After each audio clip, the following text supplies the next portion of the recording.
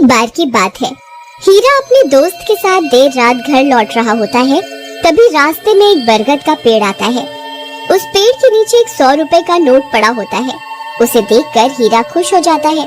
अरे वाह वाह वाह, आज तो लॉटरी लग गई। रामू भाई वो देखो 100 रुपए का नोट। फिर हीरा वो पैसे उठा लेता है। तभी उन्हें पेड़ में से अजीब सी आवाज आती है। फिर वो जैसे ही ऊपर की ओर देखता है तो उन्हें पेड़ पर एक 2000 का नोट लगा हुआ दिखाई देता है। अरे रामू वो देख, इस पेड़ पर तो 2000 का नोट लगा हुआ है। मुझे तो यकीन ही नहीं होता भाई। भाई क्या पता ये पेड़ सच में पैसे देने वाला पेड़ हो।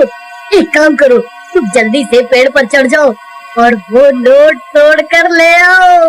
फिर वो 2000 का नोट तोड़ने के लिए पेड़ पर चढ़ जाता है और कुछ ही देर में वो नोट तोड़ लेता है। रामू भाई ये नोट तो बिल्कुल असली है।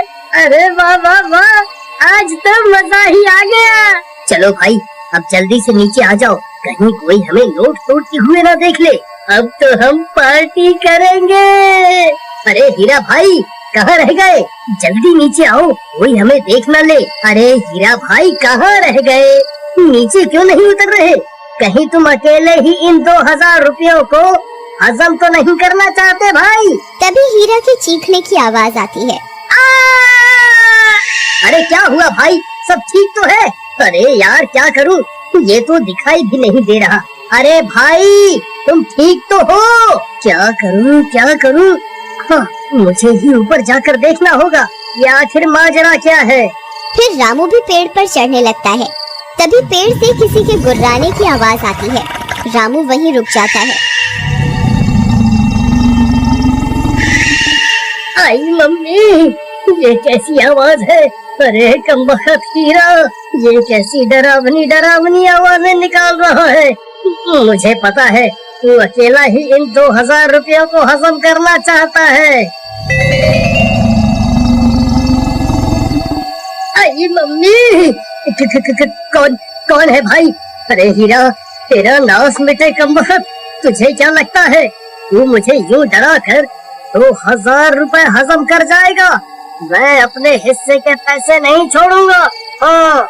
फिर डर के मारे रामू वहाँ से भाग जाता है। अरे मर गया रे, भागो रे।